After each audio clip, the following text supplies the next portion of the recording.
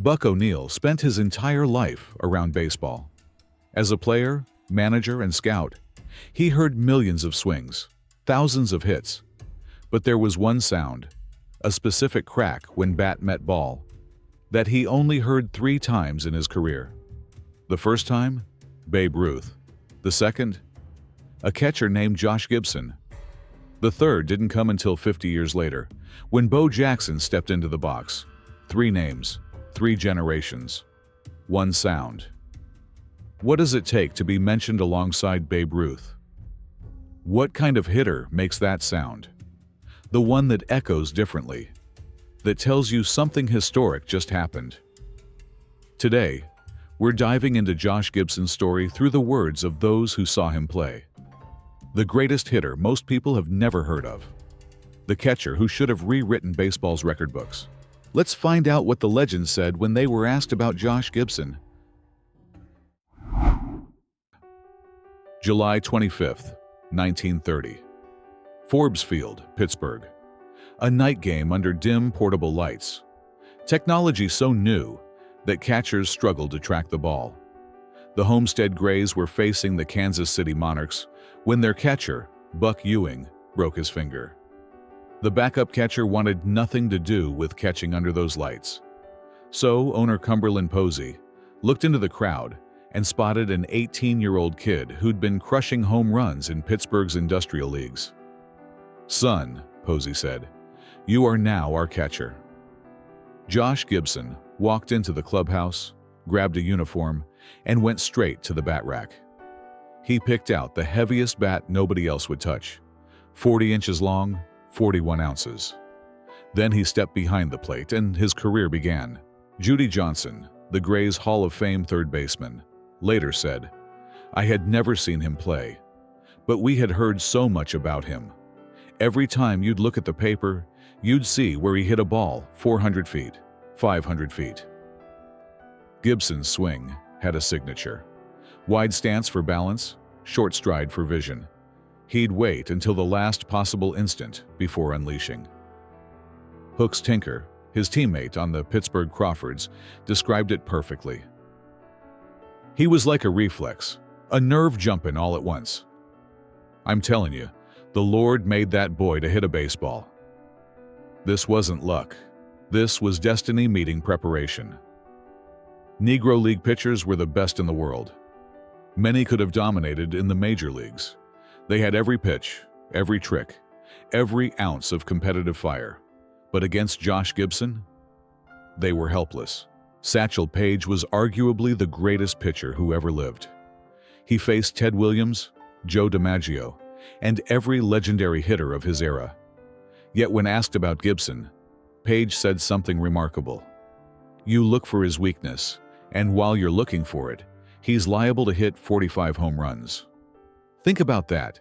The best pitcher in baseball admitting he had no strategy, no weakness to exploit. You just threw the ball and hoped. Alonzo Boone, a pitcher and manager for the Cleveland Buckeyes, watched Gibson from the mound and saw something that terrified him.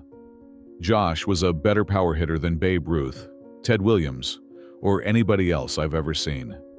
Anything he touched was hit hard. He could power outside pitches to right field. Shortstops would move to left field when Josh came to the plate. Shortstops moving to left field. In the 1930s, 80 years before modern defensive shifts became common, this wasn't just pull power. Gibson could take an outside pitch, the kind most hitters punch weakly to the opposite field, and drive it over the wall with Ruth-level force. Sam Jethro of the Cleveland Buckeyes put it simply, if someone had told me Josh hit the ball a mile, I would have believed them. Pitchers didn't just respect Gibson's power, they feared it. They adjusted entire defensive alignments for one man, and still, they couldn't stop him. Negro League teams regularly barnstormed against Major League All-Stars during the offseason. These weren't exhibitions where players went through the motions. These were competitive games where reputations were on the line. Josh Gibson hit 426 against Major League pitching in recorded at-bats. Not against minor leaguers, against Hall of Fame pitchers at their peak. Walter Johnson was arguably the greatest pitcher in baseball history at that time. A fastball that batters described as invisible. A career that defined excellence. After facing Gibson in barnstorming games, Johnson said, "There is a catcher that any big league club would like to buy for $200,000. His name is Gibson. He can do everything. He hits the ball a mile. He catches so easy, he might as well be in a rocking chair. Throws like a rifle. Too bad this Gibson is a colored fellow." 6 words at the end. Too bad this Gibson is a colored fellow. An entire tragedy compressed into one sentence. Carl Hubbell, the New York Giants Hall of Fame screwball master, echoed the sentiment. "Yes, sir. I've seen a lot of colored boys who should have been playing in the majors. First of all, I'd name this guy Josh Gibson for a place. He's one of the greatest backstops in the history of baseball, I think." Notice what Johnson praised. Hitting, catching, throwing, everything. This wasn't a one-dimensional slugger. This was a complete catcher who happened to hit like Babe Ruth. The white baseball establishment knew exactly what they were missing. Legends are nice. Stories are entertaining. But let's talk numbers. Griffith Stadium in Washington was one of the hardest home run parks in baseball. The left field bleachers sat 402 feet from home plate. Very few players could reach them consistently. The Homestead Grays played their home games there starting in 1940. Josh Gibson became a regular fixture, and the stadium's owner, Clark Griffith, who also owned the Washington Senators, watched every game. Griffith made a stunning observation. Josh Gibson hit more home runs into Griffith Stadium's distant left field bleachers than the entire American League. Let that sink in. More than entire teams combined. In 1943, the numbers tell an incredible story. Gibson played 38 games at Griffith Stadium. He hit 10 home runs. The Washington Senators, playing 76 games at their own ballpark, hit 9 home runs total. One man in 38 games, 10 home runs. An entire team in 76 games, 9 home runs. Gibson hit a home run every 3.8 games at Griffith. The Senators averaged 1 every 8.4 games. Even Babe Ruth, playing at Griffith throughout his career, averaged 1 home run every 5.03 games there. But here's the tragedy. In 1939, Griffith called Gibson and Buck Leonard into his office.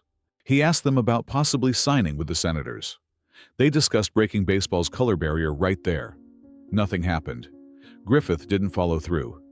The Senators finished second in 1943 and 1945, barely missing pennants. With Gibson behind the plate, they would have won championships. Instead, they won nothing. Roy Campanella was a star, a Negro League sensation who became a Brooklyn Dodgers legend and Hall of Famer. 3 Most Valuable Player awards. Considered one of the greatest defensive catchers in baseball history. But in the Negro Leagues, Campanella couldn't catch when Josh Gibson was around. When they played together, Gibson caught.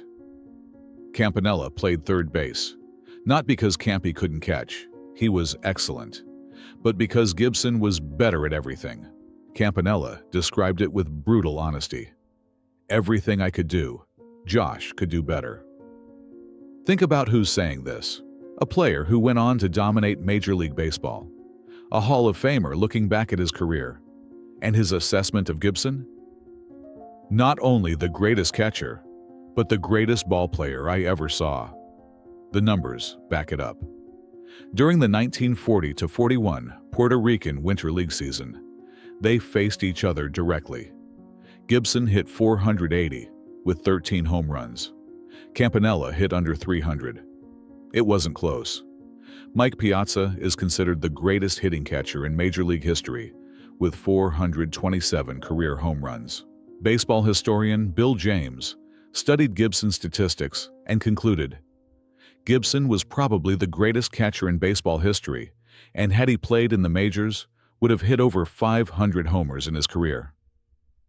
500 home runs from a catcher. In an era with shorter seasons, Campanella became a legend in the majors. But he knew the truth. Josh Gibson was on another level entirely. Monty Irvin had a unique perspective that nobody else in baseball history could claim. He played in the Negro Leagues. Then he starred in Major League Baseball with the New York Giants. He was teammates with Willie Mays, arguably the greatest five-tool player who ever lived. He played against Hank Aaron, who would become baseball's all-time home run king with 755 career homers. Irvin saw both eras directly. He competed at the highest level in both. So when he was asked to compare players, his answer shocked people. "I played with Willie Mays and against Hank Aaron. They were tremendous players, but they were no Josh Gibson." Read that again. Willie Mays, Hank Aaron, two of the top 10 players in baseball history. And Irvin says, they weren't Josh Gibson. This isn't nostalgia talking. This is a Hall of Famer who actually played with and against these legends, making a direct comparison. Irvin described Gibson's skill set. He had an eye like Ted Williams and the power of Babe Ruth. He hit to all fields. The best plate discipline ever combined with the best power ever. A complete hitter with no weaknesses. In 2024, Major League Baseball officially integrated Negro League statistics into their record books. 77 years after Gibson's death, the numbers finally proved what Irvin always knew. Josh Gibson is now the official Major League record holder for career batting average, 372, beating Ty Cobb's 363. Career slugging percentage, 718, beating Babe Ruth's 690. Career on base plus slugging, 1.177, beating Ruth's 1.164. Single season records too. Batting average, 466 in 1943. Slugging percentage, 974 in 1937. The numbers don't lie. Monty Irvin didn't lie. Josh Gibson was that good. The 1935 Pittsburgh Crawfords might have been the greatest baseball team ever assembled. In any league. Any era. 5 Hall of Famers on one roster. Josh Gibson catching. Satchel Paige pitching. Cool Papa Bell in the outfield. The fastest man who ever played baseball. Oscar Charleston, known as the Black Ty Cobb. Judy Johnson at third base. Plus stars like Judd Wilson, Jimmy Crutchfield, and Sam Bankhead. A murderer's row of talent that would dominate any competition. Yet, on a team of legends, Josh Gibson was the undisputed star. Judy Johnson, who played alongside Gibson daily, made a bold claim. If Josh Gibson had been in the big leagues in his prime, Babe Ruth and Hank Aaron would still be chasing him for the home run record. This wasn't a fan speculating. This was a teammate who saw Gibson's power up close, who watched him demolish pitching day after day. Leo Durocher, who became a famous Major League manager, faced Gibson during a 1933 barnstorming game in Cincinnati. Durocher had seen Babe Ruth, Lou Gehrig, every great hitter of his time. His reaction after facing Gibson: "I played against Josh Gibson in Cincinnati and found that everything they say about him is true, and then some. Josh hit one of the longest balls I've ever seen. I'll bet you it's still sailing. Boy, how he could hit that ball." Everything they say is true, and then some. The legends about Gibson's power weren't exaggerations. If anything, they understated reality. On a team of 5 Hall of Famers, he stood alone at the top. Josh Gibson's life was marked by tragedy from the beginning. 1930. His wife Helen died during childbirth delivering twins. Gibson was just 18, his career just starting. He raised those children while becoming baseball's greatest hitter. 1943. Gibson collapsed and was diagnosed with a brain tumor. Doctors recommended surgery. He refused, fearing they might cause more damage. For the next 4 years, he lived with constant headaches. 1944. He was hospitalized for mental observation. The pressure, the pain, the exclusion, everything was crushing him. Yet he still played, still dominated. He hit .449 that season despite the tumor. Then came 1945, the year that broke him. The St. Louis Browns signed Pete Gray, a one-armed outfielder. Black sports writer Wendell Smith wrote furiously, Major League Baseball would sign anyone, even a one-armed player, rather than give a black player a chance. Gibson watched this. He knew he was better than everyone on the field, better than most players in history. But the color of his skin kept him out. Larry Doby, who became the first black player in the American League in July 1947, later reflected on this period. One of the things that was disappointing and disheartening to a lot of the black players at the time was that Jack Robinson, although a great player, was not the best player. The best was Josh Gibson. I think that's one of the reasons why Josh died so early. He was heartbroken. January 20th, 1947. Josh Gibson died of a stroke, 35 years old. April 15th, 1947. Jackie Robinson made his Major League debut. 3 months. Just 3 months separated Gibson's death from the breaking of baseball's color barrier. Gibson didn't die from a stroke. He died from heartbreak, from watching lesser players get opportunities he deserved, from knowing his talent would never get its proper stage. 1972. 25 years after his death, Josh Gibson was inducted into the Baseball Hall of Fame. Buck Leonard, his Thunder Twins partner, was inducted the same day, together again. But Gibson's recognition kept growing. 2007, Barry Bonds broke Hank Aaron's home run record with 762 career homers. Bonds called Gibson the real home run king. The record books have been rewritten. Gibson's name now sits at the top of multiple categories. The official recognition matching what players always knew. Buck O'Neil, who spent his lifetime around baseball, told filmmaker Ken Burns, "Outstanding hitter. The best hitter that I've ever seen. He had the power of Ruth and the hitting ability of Ted Williams. That was Josh Gibson. Would have been outstanding in the majors. Would have rewritten the book as far as the home runs are concerned." O'Neil said Gibson would have rewritten the record book. History finally did it for him. Josh Gibson's name now tops the record book, right where it always belonged.